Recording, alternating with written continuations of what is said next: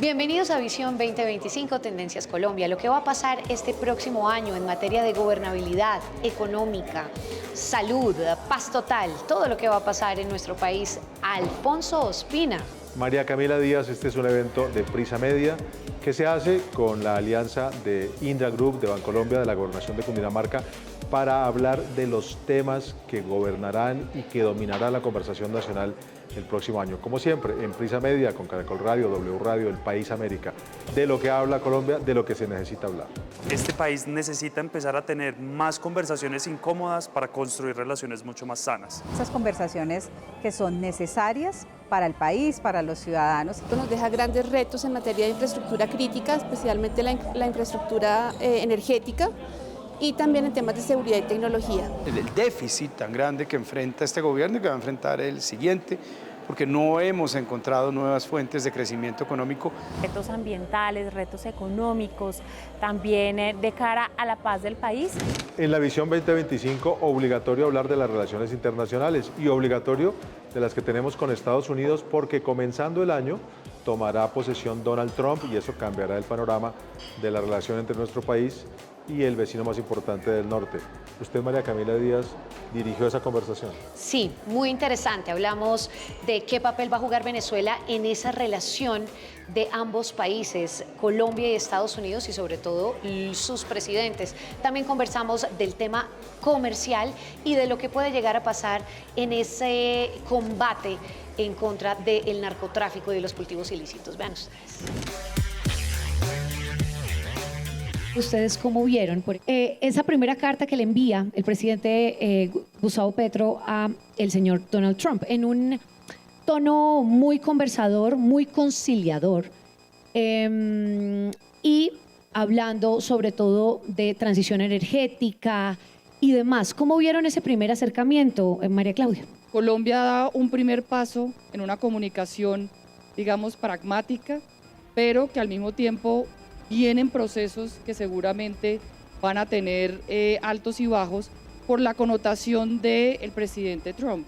Como Juan Carlos, yo tuve la oportunidad de poderme sentar en la misma mesa con el presidente Trump en una visita de Estado, y lo que sí deja claro en una relación entre gobiernos es que la relación es transaccional, y no creo que eso vaya a cambiar con este nuevo gobierno. De hecho, creo que va a ser mucho más transaccional, mucho más agresivo y mucho más decisiones unilaterales dentro de los procesos de las relaciones con otros países, donde las relaciones comerciales y las relaciones políticas o diplomáticas van a ser un mecanismo para lograr las iniciativas o el interés del presidente Trump en las necesidades domésticas del país. Ex embajador Pinzón, ¿cómo vio ese tono conciliador del presidente Petro, que además ha sido muy crítico del presidente Trump? Los temas que se han hablado, pues son temas que vienen de tiempo atrás, pero donde hay más una retórica que un avance. Si uno mira las exportaciones, fueron muy altas en el 22, cayeron intensamente en el 23 y en el 24 siguen siendo muy débiles las exportaciones de Colombia a Estados Unidos. La inversión desde Estados Unidos hacia Colombia se ha ido desacelerando. Y obviamente todo esto crea un marco de preocupación. Y hay un elemento reciente que viene causando preocupación aquí en Estados Unidos, y es el hecho de la visita del canciller en menos de un mes a Beijing y a Moscú. Entonces, ojo, porque eso no es un tema que se puede tramitar tan fácilmente en un escenario de competencia global de potencias, y en donde Colombia de todas maneras tiene el beneficio de recibir cerca de $500 millones promedio en los últimos 20 años, diría yo. Hay que decir que ya ha venido reduciéndose ese recurso. En el año 2022 tuve la oportunidad de dejarlo otra vez creciendo a $474 millones de apropiación. Hoy está en 417, y les confieso, a personas como a mí nos han llamado a preguntar porque tenían incluso la intención de recortarle totalmente a Colombia. Y yo les decía, mire, por favor, una cosa es el gobierno y las cosas que generan preocupación, y otra cosa es cortarle la plata en seguridad y en temas sociales al país. Sin embargo, con la situación fiscal que tiene Estados Unidos y el debate que se está generando, no sería de extrañar que venga un recorte muy fuerte de recursos. Este es un tema que yo dejo aquí sembrado para el empresariado y para las fuerzas vivas del país. Tenemos que trabajar para proteger el interés del país, que no necesariamente es el mismo del gobierno, que hasta quizá le puede interesar que le recorte. Es importante dentro de este contexto establecer varias cosas. Uno, sí está Colombia dentro de la mente del gobierno del presidente Petro. De hecho, uno puede decir que hay 4 temas y 4 países que están en la mente del gobierno del presidente Petro en la política de comercio exterior. Los 4 países son México, Guatemala, Colombia y Brasil. Los 4 temas son migración, el tema de productos ilícitos, el tema de China y el comercio. En cada uno de ellos, Colombia tiene algo que decir y será parte del canciller Murillo, antes de que salga, hacer una propuesta que deje una política pragmática, que trabaje en los procesos de buscar una erradicación, una mejora de los cultivos ilícitos. Y otro punto importante es cómo logramos, desde el punto de vista de Colombia, teniendo siempre una relación de aliados, donde, como mencionaba anteriormente, un superávit, donde también hemos trabajado de la mano con el gobierno de Estados Unidos en otros temas que son importantes para Estados Unidos, se saca esas oportunidades o esos temas positivos antes que se pongan los temas negativos. Y que Colombia dentro de ese proceso, si bien está dentro de los países importantes, no es el más relevante en este momento. Puede ser, de hecho, el aliado menos el contradictor si lo juega bien. Es la primera vez desde que yo recuerdo que nombran un embajador político o nominado políticamente por razones políticas en Colombia. Y esto es bueno y es un reto. Bueno, es una persona que va a tener línea directa con el presidente, con la Casa Blanca. A él le va a pasar a alguien en la Casa Blanca, porque no es una persona de carrera. El problema de que no sea de carrera es si tiene las competencias para manejar una de las embajadas más grandes y más complejas que tiene Estados Unidos en el mundo, que está en Bogotá. Entonces, que maneja muchos temas de desarrollo, temas económicos, sociales, de inversión, de educación y por supuesto de seguridad, de inteligencia, temas estratégicos. Entonces, ese es un tema que hay que mirar.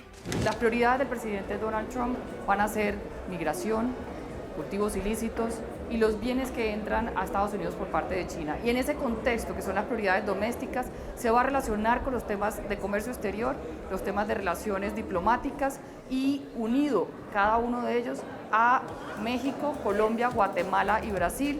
Bueno, mi querido Alfonso Espina, clave el tema económico, sobre todo porque acabamos de pasar en el Congreso de la República unos malos momentos y sobre todo un mal ambiente, diría yo, con el tema de la reforma tributaria. Claro, esa ley de financiamiento que tanto impulsó el gobierno de Gustavo Petro y que finalmente ni siquiera pasó de las comisiones económicas. Por eso, otro asunto del que se hablará, será tendencia el próximo año y por eso está aquí en Visiones 2025, es la economía nacional.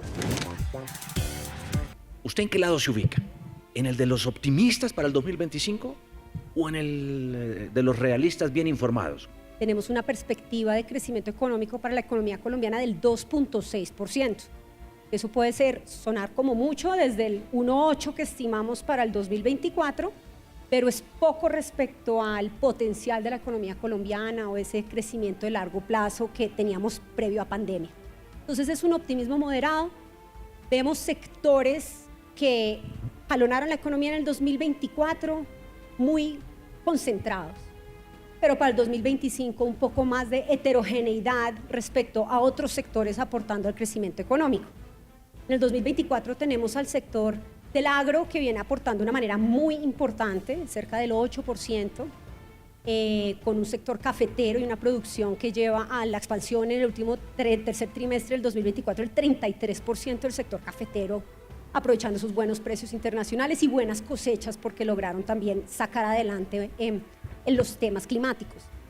Tenemos un sector público que ha venido contrarrestando la desaceleración económica que tuvimos en el 2023, pero que empieza a perder fuerza, porque lo sabemos, hay retos fiscales significativos y eso va a ser un sector público que es un motor de crecimiento que se va apagando en el 2024 y el 2025, al tiempo que el sector privado empieza a aportar y contribuir cada vez más al crecimiento económico. Para el 2025 se necesita empleo. Para el 26 y 27. ¿Y cómo vamos? ¿Qué tal? De alguna manera yo creo que nosotros nos gusta la sensación de que mejoramos algo, porque en efecto hemos tenido unos buenos comportamientos en el mercado laboral, mejores de los que por lo menos yo estaba esperando. Pero si ustedes le dicen eso a una de las 10% de personas que está desempleada estructuralmente, o del 56% de personas que están en informalidad, que además probablemente son más, porque esto no es como que aquí están los formales y acá los informales. Lo que yo tengo es personas que típicamente entran y salen y la mayoría del tiempo la pasan en la informalidad sin ningún tipo de amparo, protección social o aumento en su productividad que le permita mejorar su nivel de vida. O, puedo seguir, de las 14 millones de personas desocupadas, más o menos la mitad se dedican a oficios del hogar y el 90% son mujeres. Nosotros no generamos las suficientes oportunidades. Realmente hay unos rubros bastante inflexibles del gasto. Pensiones, nóminas, subsidios. Entonces, donde se viene recortando, que es principalmente inversión, que es un lastre para la economía en su crecimiento de mediano plazo, pues se suma, digo yo, a el agotamiento de la posibilidad de seguir recortando en un gasto de funcionamiento que posiblemente es inflexible. ¿Qué quisiera uno? Pues que todo estuviera un poco más ordenado para cortar de a poquitos en diferentes frentes y que no atente contra la inversión como un todo. Una cifra, la inversión en nuestro país antes de pandemia tendía a ser del 22-23% del PIB, pública y privada. Hoy día estamos a niveles del 17%. Muchas variables macroeconómicas comienzan a retornar a sus niveles prepandemia, la inversión no. Y esto es un lastre de cara a la visión de mediano plazo que tenemos de crecimiento. El 2025, las tasas de interés están bajando. Significaría que la construcción tal vez se reactive, ¿no? Y que a lo mejor eso mueva el empleo, la gente tenga más plata en el bolsillo y tenga que comprar, que gastar. ¿No podría ser ese también una mirada un tanto positiva?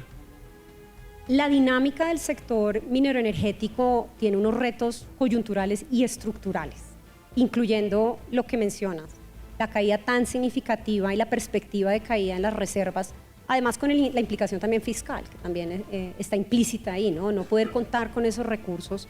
Creo que mucho se ha dicho en diferentes foros sobre cómo la transición energética es a donde hay que apostarle, pero con una transición para la transición. Y en ese sentido pensar en que la economía no va a contar con ese tipo de recursos fiscales del sector privado y también, como lo menciona Ana Fernanda, la interacción también con la inversión, pues también condiciona de alguna manera esa visión que tenemos más de crecimiento por debajo del 3% hacia adelante. Está incorporado en nuestra visión de mediano plazo que en los siguientes años, más allá del 25, creceremos por debajo del 3%. Y va incorporado de alguna manera menor, ese cambio que sí es estructural y sí impacta distintos aspectos de la economía. Yo creo que parte de lo que tenemos que pensar es en salirnos de las lógicas de tapar el hueco y crear la lógica de cómo es que no se nos arman huecos, es decir, cómo es que logramos que la economía produzca de tal manera que no tengamos... Pero es que el hueco ya existe. Estas afugias. Sí, pero el problema es que cuando pensamos en taparlo, corremos el riesgo de hacer chispitas mariposa. Entonces, tenemos que pensar estructuralmente si de verdad la fórmula de transición que hasta el momento ha sido la apuesta que ha sido plasmada es una fórmula que tiene sentido para un país como Colombia, que participa en un porcentaje chiquititico de las emisiones mundiales. El mundo no va a dejar de quemar petróleo porque nosotros no lo exportemos. Tenemos el himno nacional, el segundo más lindo del mundo, pero no somos tan importantes en la discusión petrolera. Entonces, la pregunta es, ¿vamos a entregar esa senda de producción que podríamos tener? Como tú bien dices, más que Ecopetrol siendo cualquier carro, siendo una fuente de recursos que no están alterando en realidad la senda de contaminación del mundo.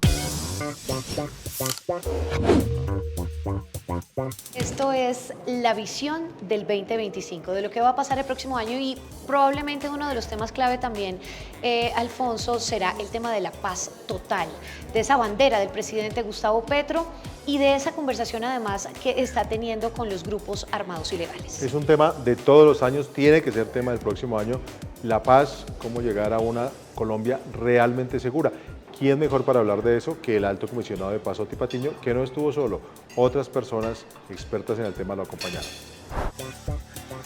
¿Cómo va a avanzar este proceso de paz con el cambio que ha habido en el terreno, con la fragmentación de los grupos armados sobre todo?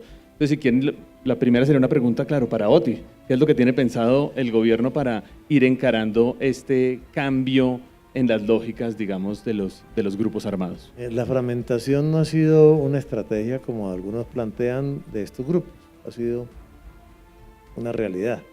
En la medida que avanzamos en el tema de la paz, los grupos se han ido fragmentando en razón de que algunos sectores de ellos quieren avanzar a más velocidad o quieren avanzar, digamos, en el camino de la paz y otros no. Y nos ha tocado afrontar esa realidad.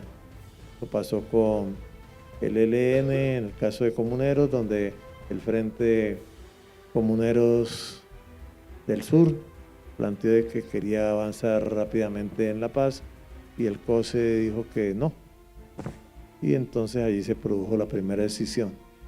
En el caso del MC, o sea, las fuerzas que comandaba Mordisco, se llama, Iván Mordisco, digamos, eso se dio por otra circunstancia. Resulta que en un determinado momento los frentes del Cauca, o uno de los frentes del Cauca, asesinó a una indígena, a una mayora indígena que quería rescatar a unos niños que habían sido reclutados, y desde luego se vio con claridad de que no, estos frentes no ameritaban la continuidad en el cese al fuego. Y entonces ellos se retiraron de la mesa, es decir, ellos estaban tratando de aprovechando el cese al fuego, que es un tema muy importante, desde luego, y que sería un tema muy importante de mirar para profundizar y expandir su dominio. Entonces se fragmentó y desde luego otros sectores, otros bloques de estas fuerzas se quedaron en la mesa. Los sectores que quedaron ahora se llaman MB, puntos suspensivos, bloques número tal o bloques, bueno, allí hubo otra fragmentación. Y en el caso de la segunda es muy raro ese fenómeno, porque los que se retiraron, curiosamente, fueron los que están alrededor de Márquez, y entre otras cosas con un elemento muy misterioso, porque hasta el momento no hay certeza de que si está vivo o no. ¿Cuáles son esos retos y esas dificultades que deberemos enfrentar seguramente como país en el 2025? Desde la Defensoría del Pueblo, pues tenemos, como ustedes deben saber, la misionalidad pues de hacer un monitoreo a la situación de derechos humanos en el país en todos los contextos, incluido por supuesto el contexto de conflicto armado y violencia y otra violencia armada organizada para en ese contexto promover, defender, tratar de prevenir violaciones a los derechos humanos. En efecto, Colombia enfrenta, digamos, una serie de conflictos armados, 8 según el Comité Internacional de la Cruz Roja, conflictos armados internos, en el que hay un proceso que no es nuevo, digamos, que viene desde la firma desde la etapa posterior a la firma de los acuerdos de paz con las extintas FARC-EP, de expansión territorial y de fragmentación de diferentes grupos armados que combinan dinámicas de violencia y de gobernanza criminal y efectúan afectaciones a liderazgos sociales y ambientales. Pasamos de tener en un momento 3 grupos armados, digamos, principales, el ELN, disidencias de las FARC-EP, y el autodenominado Ejército Gaitanista de Colombia a tener, digamos, más de 7 grupos armados organizados que imponen normas, digamos, sociales, económicas, tratando de suplantar muchas veces las funciones del Estado y ejerciendo, digamos, nuevas formas de violencia. Esto, digamos, hace que venga en ascenso desde el 2017 los casos de reclutamiento, los casos de desplazamiento, de confinamiento, venía en ascenso, digamos, el homicidio a liderazgos sociales, eso ha bajado un poco. Y esto presenta unos retos, digamos, en materia de derechos humanos, esta fragmentación. El problema fundamental que hemos tenido en el país es que no hemos ligado suficientemente paz y seguridad. En el gobierno actual hay más zanahoria que garrote. Hay un desequilibrio total porque hay un debilitamiento de la presencia de las fuerzas militares y de policía en el territorio nacional y cada vez tenemos menos Estado en control del territorio. Y yo creo que este es un tema central. Como ustedes saben, la Universidad de Harvard publicó un estudio sobre complejidad geográfica y Colombia aparece como el tercer país más complejo geográficamente del mundo, después de Afganistán y la República Democrática del Congo, y los 3 países tienen características similares: conflictos armados prolongados, fronteras porosas y una precaria capacidad del Estado para controlar el territorio. Y este fenómeno de la ausencia de control del territorio lleva a la creación de enclaves criminales, sobre todo en la frontera marítima y terrestre del país, donde se alimentan las rentas ilegales a los grupos armados. Y mi impresión personal es que la fragmentación que está sufriendo el ELN, la fragmentación que está sufriendo la disidencia de las FARC, Estado Mayor Central, y el grupo reincidente de las FARC, la segunda Marquetalia, es porque hay spoilers, saboteadores que se están enriqueciendo con las rentas ilegales y se está desvaneciendo la ideología y los compromisos de carácter político. Y entonces comenzamos con 3 grupos herederos de las guerrillas de los años 60 y ya tenemos 6. Y se habla de que incluso en el Estado Mayor Central está surgiendo una 7ª. Es decir, se están fragmentando enormemente porque las rentas ilegales continúan. Y yo solamente les quisiera dar, no sé, ahí tengo un minutico. Sí, un minutico, adelante. 3 datos. 3 datos que son muy impresionantes. Colombia tiene 5 fronteras terrestres: Venezuela, Brasil y Perú.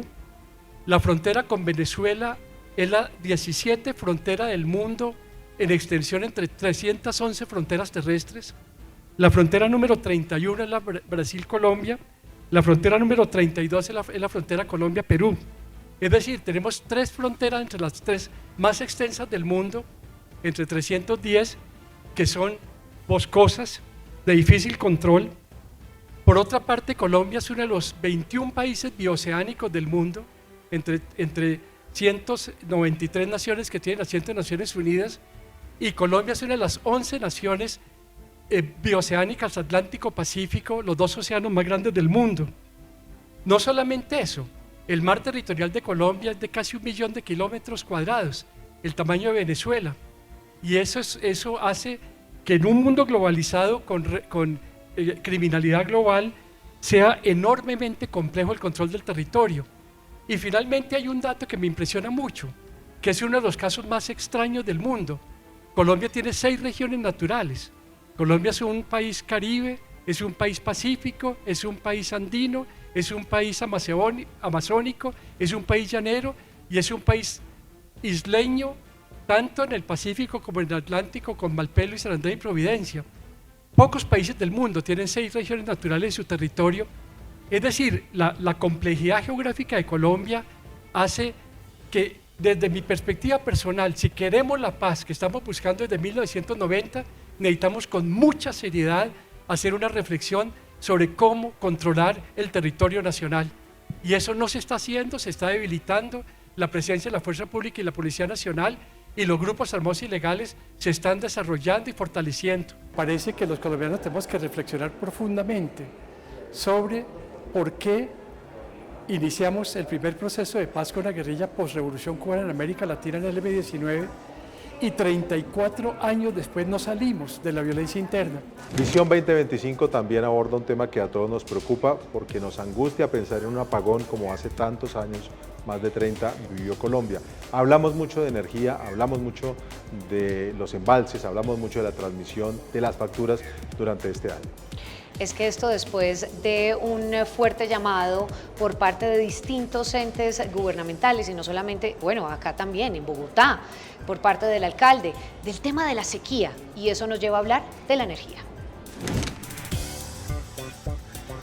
Colombia, en ese momento, el gobierno del presidente Gaviria se dedicó a diseñar un nuevo modelo de mercado con el que hoy podemos decir que llevamos 5 fenómenos del Niño y 30 años sin apagarnos. Tenemos un Ferrari de diseño eléctrico, pero no tenemos conductor. Y ese es el gran problema que tenemos hoy. Hoy, por falta de señales de política pública, los balances entre oferta y demanda están cada vez más estrechos. El próximo año estamos llegando al 1% y lo dice la Unidad de Planeación Mineroenergética, que en el 2025-2026 vamos a estar en un margen de un 1%. ¿Eso qué quiere decir? Que ninguna planta del parque de generación puede entrar en mantenimiento. Entonces, lo primero que tenemos que hacer para el próximo año es activar las señales de política pública para que se hagan las inversiones que se necesitan, para que no se vaya la luz. Lo segundo, la transición energética, la tan bien ponderada y que todos queremos respaldar transición energética. Bienvenida toda la energía limpia, bienvenida toda la energía renovable, la solar, la eólica, pero sin descuidar la seguridad energética. Sin seguridad energética no va a haber transición energética y ese es uno de los mensajes más importantes que hemos querido entregarle al gobierno porque nos estamos olvidando de tecnologías que nos han dado confiabilidad los últimos 30 años. El 2025 se ve estrecho, pero yo quiero echar un paso atrás para reflexionar por qué estamos en esta situación. Hoy tenemos 6 años de reservas de gas y 7 años de reservas de petróleo. Eso lo que quiere decir es que con los contratos existentes y en producción, a final del 2029, Colombia se queda sin gas y un año después tenemos 0 petróleo. El problema del gas no es nuevo. Las reservas de gas vienen disminuyendo sistemáticamente, han disminuido en un 58% de los últimos 15 años. Nosotros necesitamos unas decisiones de política pública integrales para poder fortalecer estos sectores. Y estamos en la trampa de una transición energética mal entendida y tergiversada. La transición energética no puede ser un salto al vacío y tampoco puede ser la importación de unas fórmulas adoptadas de países que ya resolvieron unos temas que Colombia no ha resuelto, como por ejemplo la provisión de bienes públicos o el tema de la equidad y la pobreza. Por eso nosotros hemos propuesto una transición a la colombiana, una transición que tiene un componente de transición energética donde se adoptan tecnologías, una transición económica donde se potencializa este sector y se utilizan muy bien las regalías para diversificar el Producto Interno Bruto de las regiones y formalizar esas economías y como consecuencia una transición social que resuelve el drama social del que se hablaba en el panel anterior. ¿Cómo vamos? Vamos en producción decreciente. En septiembre bajamos la producción en 50.000 barriles por problemas de orden público y los planes de inversión no son suficientes para potencializar los recursos que tenemos.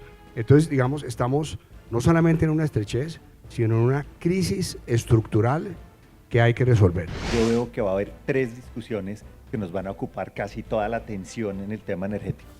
Tenemos estrecheces en gas, tenemos estrecheces en electricidad, el balance oferta-demanda está muy apretado y eso va a ocupar, yo creo que buena parte de la discusión, por qué no se hacen los proyectos, por qué el gobierno no da las señales que tiene que dar, va a ser una parte. La segunda discusión que yo veo el próximo año muy fuerte es la discusión que es consecuencia de la primera, que es el tema de los precios. Cuando la oferta y la demanda se pegan, cuando la oferta ya no está tan holgada, pues los precios van para arriba. Entonces, si tenemos gas importado que ya empezó a llegar más fuertemente, vamos a tener un tema de precios. Ecopetrol ya lo anunció esta semana. Vamos a tener un tema de precios en electricidad. Seguro si las presiones siguen, si no llueve lo suficiente, o vamos a tener problemas de precio. Y eso no va a dificultar las conversaciones y la intervención del gobierno. Y la tercera discusión grande, creo que está en el lado fiscal. Y el gobierno decidió ignorar el tema que las empresas de distribución y comercialización de energía eléctrica no tienen caja, se comprometió a pagarles o a darles la plata de la opción tributaria de los alivios de la pandemia, no se las dio a tiempo, tampoco les ha pagado los subsidios que las empresas le dan a los consumidores. Hoy en día hay una deuda de 7 billones de pesos, 2 años de ingresos del sector, y el gobierno no ha ofrecido una solución ahora que se cayó la ley de financiamiento, y lo que va a pasar es que si se quiebran más empresas, terminan en manos del gobierno y entonces eso es más déficit. Lo cierto, Natalia, es que la energía se nos sube cada vez más y también por zonas se quejan de la calidad de la energía que tenemos. ¿Qué se puede proyectar en 2025 respecto a esto? Escenarios de escasez, los precios van a subir y ese no es el mejor escenario para las empresas generadoras de energía en Colombia. Y lo hemos advertido desde hace por lo menos ya 4 o 5 años, porque en gracia de discusión el atraso de proyectos no es solo de este gobierno, viene de gobiernos anteriores. Le hicimos unas apuestas gigantescas a los proyectos de La Guajira. Ahí, solo en La Guajira, en energía eólica, tenemos 2.500 megas de energía que no han entrado, ¿sí? Tenemos un atraso en las líneas de conexión, en distribución, en transmisión, que han hecho imposible que toda esta cantidad de proyectos solares puedan materializarse porque no tienen puntos de conexión. Y aquí es muy fácil echarse la culpa o decir esto es culpa de los generadores o esto es culpa del gobierno, pero lo cierto es que si no trabajamos juntos, ya el problema no va a ser de precios, el problema va a ser de escasez de energía. Y lo tenemos en este momento en el ejemplo del país vecino. En este momento Ecuador estaba hasta la semana pasada en 14 horas de apagones y la foto de Ecuador yo creo que es un gran recorderis de lo que nos pasó. Allá tienen los precios intervenidos, no dejaron entrar nunca al sector privado a hacer inversiones en energía eléctrica y lo que les pasó hoy es que las plantas que debían prender térmicas no prendieron y están en manos de una cosa muy compleja que a nosotros también nos tiene muy preocupados y es el comportamiento del cambio climático, particularmente para volver a llenar los embalses en Colombia, que cada diciembre tenemos un verano. Entonces, yo creo que la discusión de precios desde el sector la hemos puesto sobre la mesa, hemos llevado muchas propuestas, pero lo más importante para que los precios vuelvan a tener, digamos, un valor que nos genere tranquilidad, es que entren más proyectos. No hay nada más fácil para un gobierno, un partido, un movimiento que satanizar el petróleo, satanizar el fracking. ¿Cómo ve que va a ser esa lucha para el 2025 en la defensa de lo que necesitamos actualmente para sobrevivir en este país? Nosotros tenemos claro que el año entrante va a ser probablemente el año más duro que va a tener este sector desde que opera en Colombia, porque va a estar en medio de las disputas políticas y de unas consignas ideológicas que no tienen ningún sentido desde el punto de vista económico y de política social. Número uno, lo que nosotros estamos planteando es que se aumente la exploración y la explotación de petróleo y en el caso del gas, tomar unas medidas para modernizar el sector. La primera tiene que ver con abastecimiento, es decir, que se explore más y se saque más gas. En segundo lugar, con infraestructura para que podamos conectar el Caribe con el centro del país y para que los ductos sean de doble vía. Tenemos además que tener una arquitectura de mercado diferente. Es necesario revisar el esquema tarifario y tener una flexibilidad en los contratos parecida a la que nos acaban de dar en estos meses, pero de manera permanente para que el gas llegue a donde se necesite. Y finalmente que los proyectos costa afuera sean proyectos de interés nacional. Pero yo creo que lo que tenemos que hacer es una reflexión, echar para atrás. No lo podemos hundir en este remolino pensando que hay que acabar ya unas fuentes de energía que son de las que vivimos y comemos sin tener resuelto cómo va a funcionar el país y de qué vamos a comer. ¿Cuál es ese papel que debe tener el colombiano en este momento? El mercado eléctrico ya no es el mercado eléctrico que teníamos hace un par de años. Estamos estrechos de energía y cualquier kilovatio cuenta. Tenemos que ahorrar. Ya se ha probado que las campañas de ahorro de energía han funcionado, funcionaron en ocasiones pasadas en las que tuvimos unas contingencias muy graves en el sector y ese sería como el llamado final, porque ya la preocupación no va a ser cada 4 o 5 años cada fenómeno del Niño, sino cada verano eléctrico, de aquí en adelante, o sea, cada diciembre. La primera es que si estamos pensando en el próximo año y queremos tener un consumo eficiente de energía, pensemos en lo que hicimos en 2016 con Apagar Paga. Fue un programa muy exitoso, pero la gente necesita incentivos. La gente uno le toca el corazón y le dice, por favor, consuma responsablemente, y es difícil. Es mejor cuando hay un incentivo y ahí Pero está el programa. ¿incentivo o castigo? Porque me castigan con el precio. Es que los incentivos son para los dos lados. Ok. Y Apagar Paga era así, le pagamos por cada kilovatio que no consuma, ¿no? Y la gente respondió muy fuertemente. Y en un plazo mucho más largo, Gabriel, usted sabe que el último estudio de consumo, de eficiencia del consumo de energía grande que hicimos, que lo hizo la UCME, encontró en el 2020, se actualizó, que 2/3 partes de la energía que consumimos se desperdician. 2/3 partes. ¿Cómo resuelve usted ese problema de verdad? Electrificando la economía, porque la eficiencia de los motores eléctricos, de todo el consumo asociado con la electricidad es muchísimo más fuerte que el de otros combustibles, y ese es el único camino, yo creo, cierto y de fondo para ganar la eficiencia que necesitamos. En primer lugar, tomar medidas en relación al abastecimiento, facilitar la exploración del gas. En segundo lugar, resolver los temas de conectividad e infraestructura para conectar el Caribe colombiano con el interior del país y finalmente continuar modernizando la arquitectura de mercado.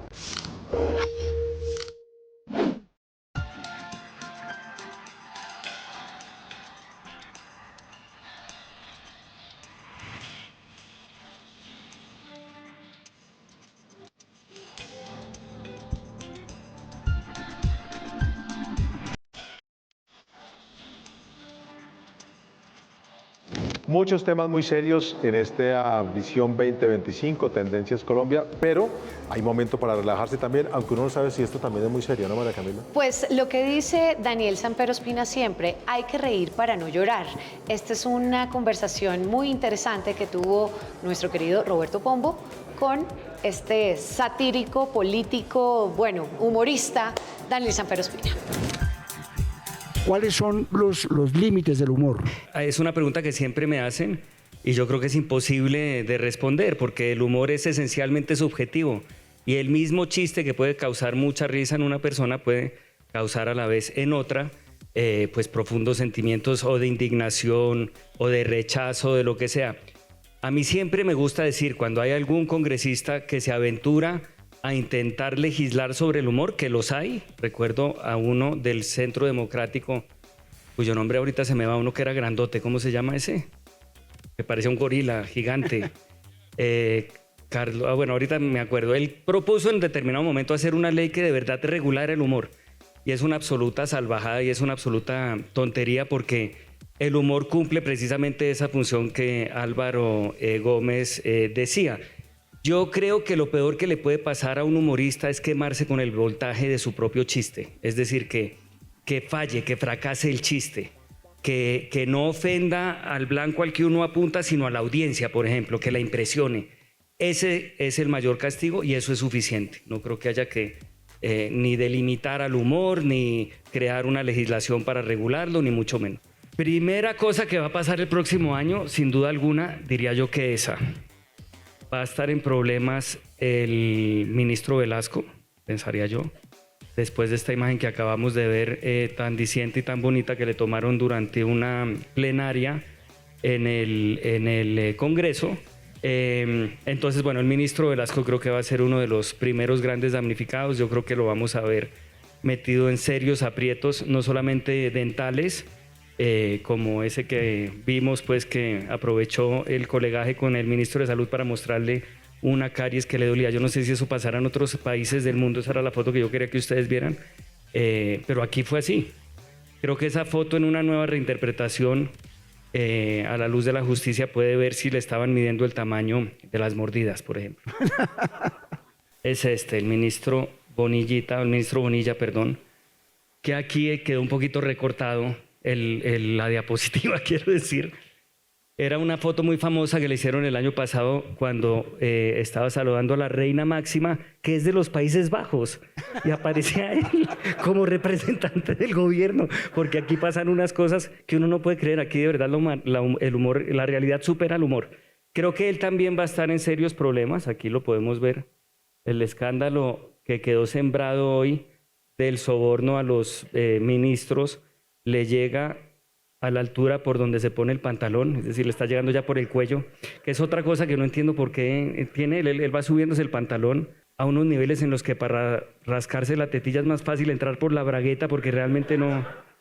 Entonces creo que él también va a estar en unos serios, pero serios aprietos. Hay que defender al ministro, hay que tratar de salvarlo, porque una de mis preocupaciones es que la ficha de detención se ve así. Otros que se van a ver en aprietos el próximo año, los hijos del presidente. A mí me gusta recalcar siempre que este es el único país del mundo en que el presidente saluda en su discurso de posesión a dos hijos que se llaman igual. Y traje la prueba. Mis hijos Nicolás, Andrés, otro Nicolás. Es Nicolás y el otro Nicolás, que es como decir Nicolás el malo y Nicolás el bueno, como si los Simpson en su momento lo hubieran pronosticado. El lío es que esta semana nos enteramos de que Nicolás el bueno pues no es tan bueno, porque quedó implicado en un escándalo de tráfico de influencias, ¿no es así? Entonces tocaría rebautizarlo, Nicolás el malo y Nicolás el menos malo. Nicolás II. El Nicolás II, sí. ¿Qué más va a pasar? Creo que el tema de la agenda climática va a estar también en la primera fila de los titulares. Van a continuar las inundaciones, se va a volver a inundar la autopista norte como sucede cada año. Y también, como pasa cada año, aún en las tragedias el colombiano va a demostrar que está dispuesto a gozársela y a pasarla bien. También en las tragedias muchas veces hemos demostrado que la realidad tiene eso, no importa qué tan trágica sea la situación, siempre hay un ángulo de humor involuntario que en Colombia la rescata, como sucedió con el caso de la amiga de Melba, y aquí se la traigo. Para la 222. ¿Y le va a tocar caminar? Caminar. Melba, ponga Caracol, me están entrevistando. Una maravilla. ¿Qué más va a pasar el próximo año? A ver qué más traje. Irrumpirá la inteligencia artificial ya en serio, ya de verdad. Roy Barreras en su momento nos lo había advertido. Yo creo que fueron las dos cosas más importantes de la gestión de Roy Barreras este año. Pues lograr que nos volvieran a poner la visa y advertirnos que se viene la inteligencia artificial con este video que él mismo produjo y él mismo publicó. Usted puede creer que este Roy de arriba no existe, es imaginario, es generado en un programa de inteligencia artificial. Que eso es mentira. El de arriba... Estoy seguro que el de arriba es Roy Barreras con un saco azul. Claro. Está mintiéndonos, con un saco azul que él tenía de cuando era pastranista o algo así. En todo caso, Roy Barreras va a ser uno de los grandes beneficiados de la inteligencia artificial porque la va a utilizar para justificar todas las fotos y videos que salgan de él en el pasado como esta. Usted puede creer que este Roy de arriba no existe, es imaginario, es generado en un programa de inteligencia artificial. Bueno, entonces Roy Barreras va a ser uno de los grandes beneficiarios de la inteligencia artificial, pero sí creo que va a irrumpir con fuerza y eso va a ser una verdadera tragedia pues para entender qué es real y qué no. No sé si ustedes tengan cuenta de Twitter, pero desde antier hay una función totalmente gratuita en la cual usted al post de Twitter le puede dar unas indicaciones breves y le genera una imagen de inteligencia artificial, incluso con seres humanos que existen. Yo hice algunas pruebas, esta por ejemplo es el resultado de Twitter cuando le pedí que hiciera una imagen de Gustavo Petro llevando tejido humano a Marte, con la pinta que se pone cuando hay desfile militar, pues, o sea, vestido de blanco y tal. Y mire lo que reprodujo, es decir, claro, estamos en un momento un poco precario, pero esto se va a desarrollar muy rápido. Y cuando hablo de esto me refiero a la inteligencia artificial, no al presidente Petro. Y así uno pudiera hacer con más imágenes, ¿no? Va a ser difícil saber cuál es inteligencia artificial y cuál no. Esto puede ser, el presidente Uribe de esta semana, como si le hubieran agarrado un grupo de raperos y le hubieran prestado la ropa porque no tenía ropa o algo así, todo le queda grande. O esta misma, ¿no? Esta, aunque usted no lo crea, no es inteligencia artificial. No es que alguien le haya dicho a Juan Manuel Santos que por favor huela una paca de marihuana delante de un montón de fotógrafos a ver si queda bien o a ver si evita la fama de que habla trabado, pues. Entonces eso va a ser un verdadero desafío también. Estas imágenes van a ser muy, pero muy habituales a partir del próximo año y van a inundar la campaña política del 2026 y pues va a ser muy complicado saber de verdad cuál es real y cuál no. Esta es real, por ejemplo. Esta sí es. Ahí está Petro emancipándose de amor, como lo dijo ayer de forma muy conmovedora. Entonces creo que la inteligencia artificial va a entrar a nuestras vidas a partir del 2025. No saldrá nunca más. Va a causar verdaderos terremotos en todo, también en la política. Y va a ser muy complicado saber qué es verdad y qué no. Está también Miguel Uribe, que como se puede ver ahí tiene una gran carrera. Todos la pueden mirar de cerca. Yo creo que él va a ser un candidato importante y creo que Claudia López también, y creo que uno de los desafíos del 2026 va a ser reconocerlos en el tarjetón. ¿Cuál es cuál? ¿Qué otros candidatos? Vicky Dávila, la candidata más seria del uribismo. Creo que aquí tengo el momento en el que Janfri, su primer votante, mostró su primera reacción cuando supo que ella se lanzaba. A ver. ¿Quién eres tú? Vicky Dávila. ¿Ah? Espera, ¿para dónde vas? Sale corriendo y era su único voto. Esto va a ser difícil. Las reformas de Petro, yo creo que se van a terminar resolviendo para un lado o para el otro a partir del próximo año también. La primera es la reforma capilar, que se la van a tumbar. Es decir, aquí podemos ver en qué terminó el implante de Gustavo Petro, que no sé si a usted le llama la atención, pero es absurdo que un presidente que es de izquierda se ponga implantes, ¿no? Después de los 64 años. ¿Pero y qué tiene que ver que sea de izquierda? No, pues que uno supone que la izquierda es un poco más intelectual, menos vanidosa, que está por encima de ese tipo de gustos tan burgueses. El hecho es que, para lo que sea, este es un retrato que le tomaron a Petro en Uruguay, en una librería, creo. Y pues ahí podemos ver cuál fue el resultado del implante capilar. Si lo pagó con plata del Estado, esto es detrimento público. Detrimento público, incluso. Preocupante ese resultado.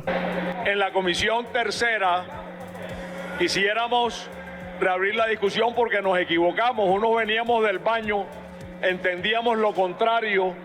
Sí. Esta es otra reforma que se cayó como la capilar, que es la reforma tributaria. Porque nos equivocamos, unos veníamos del baño, entendíamos lo contrario. No sé si ustedes la habían visto, la explicación del presidente del Senado, Efraín Cepeda, pues explicando qué fue lo que pasó, por qué votó equivocadamente. La razón era pues muy franca. Él estaba en el baño y, según dice, como que se demoró por algo. No sabemos por qué, si no había papel, o sea, no pudimos entender y no era necesario decirlo tampoco. Yo nunca voy a entender por qué dio esa explicación. Sale, dice que se demoró en el baño, pues que la bragueta, que una cosa, que la otra, y explica y dilata un poco la cosa. Cuando ha debido aprender del representante Camilo Ávila, a quien este año le sucedió algo parecido, pero no se puso a explicarle a nadie qué era lo que había pasado, simplemente se la jugó y votó como su corazón le dijo. Vuelvo y le insisto, qué pena, secretario, estaba en el baño, ¿me puede leer la proposición? Es que ya estamos en votación, representante. Ah, bueno, voto sí. Voto sí, voto un carajo. ¿Qué importa lo demás? Sin explicar tanto y sin pensar tanto, tiene toda la razón, yo soy habilista. Bueno, la reforma a la salud va a estar en serios problemas a menos de que no tomen como referencia a la ex candidata María José Pizarro y le peguen una medio trasquilada. Si no pasa o si pasa, es decir, va a seguir en riesgo la salud. Creo que ese va a ser uno de los de las grandes tragedias que vamos a heredar de Petro, todo lo que suceda con el sistema de salud, que es un sistema deficiente, pero que gracias a esta reforma puede terminar convertido en algo peor de lo que ya de entrada era. Y así lo expresa esta colombiana, a quien yo quiero rendirle un tributo porque expresa mejor que nadie lo que significa vivir en Colombia. Es un país en el que uno no sabe si reír o llorar. Son dignos de sacar una camilla, ¿Ah? Y imagínense, ¿y cuántas? Más de una vez han colocado las personas que vienen enfermas en esa tablilla. Y se han caído. Y se han caído. Si no se mueren de la enfermedad o del ataque o del tiro, se mueren de golpe, sí. Bueno, y nos queda creo que 1 minuto, ¿no? Por reloj, 1 minuto 30. Nos queda 1 minuto 37. Sí. Para hacer esto, que yo no sé si es un pronóstico o una promesa, pero usted me ayuda a descifrarlo. Pero a partir del 1 de enero, después del guayabo, yo ya no tomo tragos fuertes porque la gastritis no me deja. La gastritis. La gastritis es una mezcla entre tristeza y gastritis, que es esos híbridos que produce el trago, ¿no? Como la guayola y otros, de los que no vamos a hablar. No, de esos va a hablar mejor el embajador en Tailandia, que se posesionará el próximo año sin que pase absolutamente nada. Esto no sé si va a pasar. Mi pronóstico es que es mentira. Es decir, que él no deja los tragos fuertes a partir del 1 de enero y prefiere invertir una plata en omeprazol o en alguna cosa que le cure la gastritis, pero seguirá teniendo este tipo de inspiraciones. Esto fue Visión 2025, los temas de los que hablará el país el próximo año. Gracias a todos por acompañarnos. Muchas gracias, María Camila. Muchas gracias a usted, a todos los televidentes y gracias al equipo de proyectos especiales también que estuvieron muy atentos, como siempre, a hacer este tipo de eventos, a nuestras marcas, a W Radio, Caracol Radio, Prisa Media. Gracias a todos.